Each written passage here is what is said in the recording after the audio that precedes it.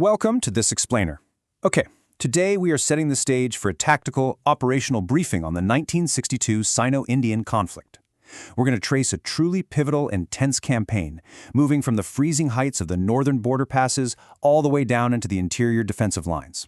This is a story of impossible odds, strategic confusion, chaotic withdrawals, and ultimately an absolute textbook display of military resistance. We're going to see exactly how terrain shapes a battle, and more importantly, how human preparation and sheer will dictate the outcome. Okay, let's dive into this. Our geographical progression through the timeline is going to cover 5 specific phases. First, we'll look at the Tawang dilemma. Second, the last stand at Bom Law. Third, the retreat to Nuranang. Fourth, the meticulous Nuranang defense. And finally, we'll wrap up with our core lessons on terrain and preparation.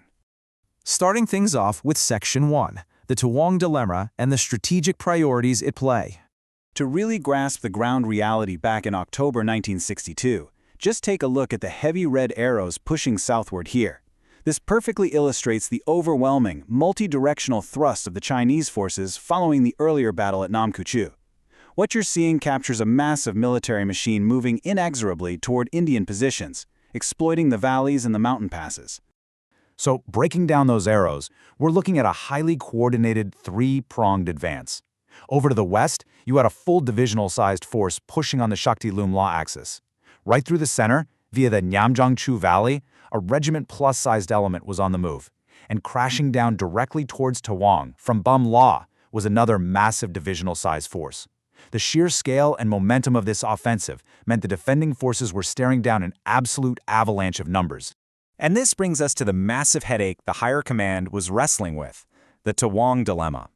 On one hand, you had this immense political value, right? Tawang was a vital administrative headquarters and a major religious center. The government felt enormous pressure to hold it. But then, look at the military reality of the terrain. Its geography was a nightmare. It could be easily contained, bypassed entirely, and cut off. Militarily speaking, Tawang was essentially a trap. Defending it risked opening up the entire approach to the Assam plains below. It was just a classic clash between political desire and harsh tactical reality.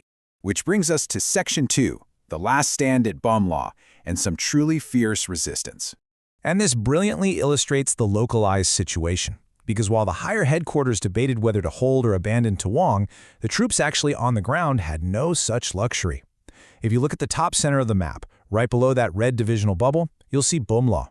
Right there, sitting directly in the path of a Chinese divisional-sized advance, was a single platoon of the 1 Sikh regiment, commanded by Subedar Joginder Singh.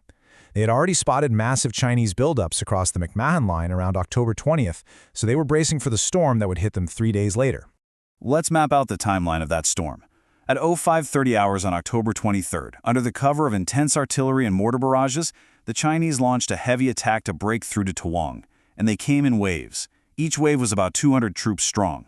The 1 Sikh platoon fought ferociously. They completely repulsed the first massive wave, inflicting heavy losses. The enemy regrouped, hit him again, and despite losing half their men, the platoon's will to fight remained entirely unbroken. But, by the time the third, most determined wave hit, a fatal tactical reality set in. They had completely exhausted their ammunition. So, with their ammo completely depleted and this overwhelming enemy force bearing down right on their trenches, the situation was beyond desperate. But they didn't surrender. No way. Subedar Joginder Singh and his surviving men emerged from their defensive positions. With bayonets fixed to their empty rifles, they charged directly into the advancing Chinese forces, engaging in brutal, close-quarter battle, all while shouting the piercing Sikh battle cry, Vahe Guruji Ka Khalsa, Vahe Guruji Ki Fateh. It was an epic, tragic final stand.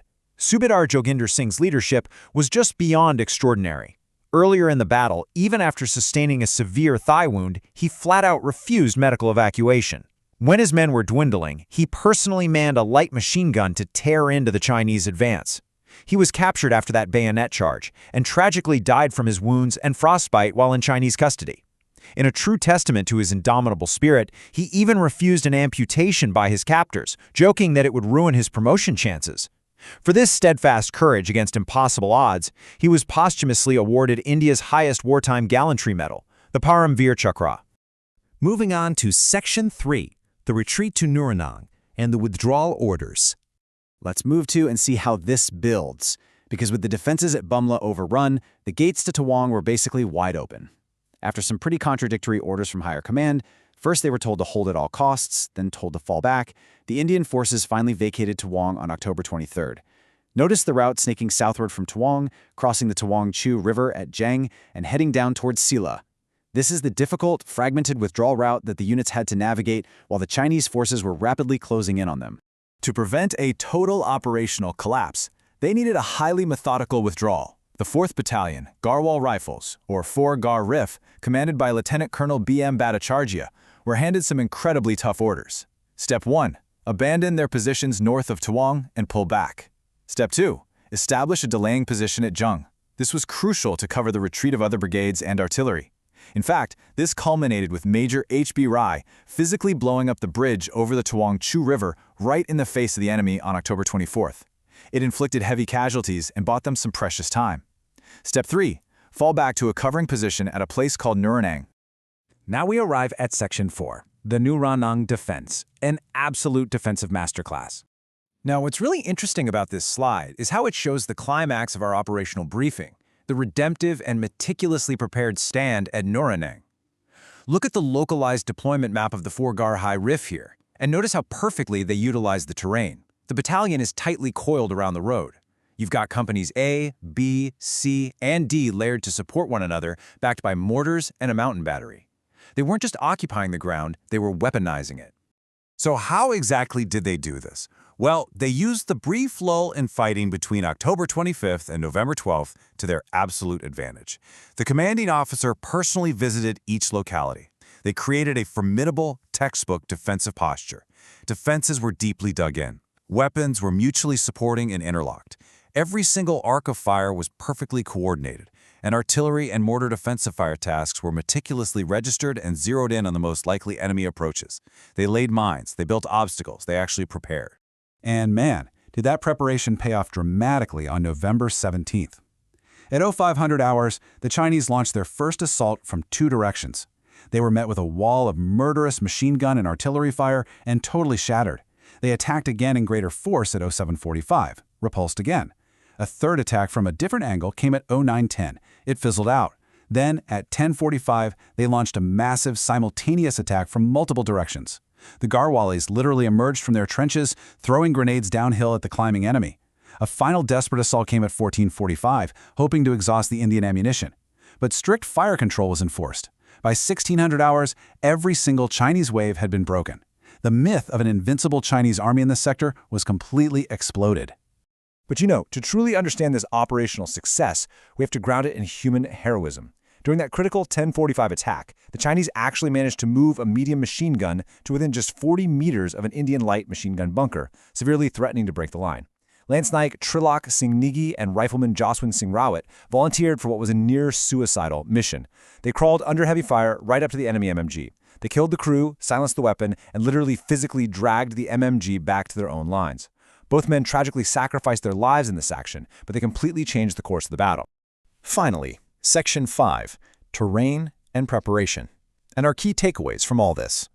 So the crucial point is the stark contrast that emerges between 2 distinct phases when you look back at the entire campaign.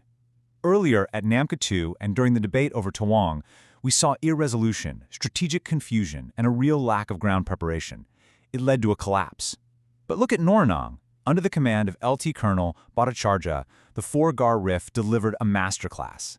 Through deep fortification, strict fire control, and aggressive localized counterattacks, they earned the only battle honor awarded in the entire eastern sector of Nefa for this war. Which really brings us to the core thesis of this explainer. Terrain on a map. It's just geography. It is completely neutral. But as the defenders of Nuranang proved over 48 grueling hours, preparation converts terrain into strength. They took a vulnerable retreat route, and through sheer grit and meticulous military engineering, transformed it into an impenetrable fortress that broke 5 successive enemy waves. Which leaves us with this final thought to consider. We spend so much time analyzing high-level strategy and drawing arrows on maps, right? But as we saw from the frozen heights of Bumla to the deeply dug-in bunkers of Nuranang, if strategy dictates where you fight, how much does ground-level preparation dictate whether you survive? Thank you so much for joining me for this explainer. Keep analyzing, keep questioning, and I'll catch you next time.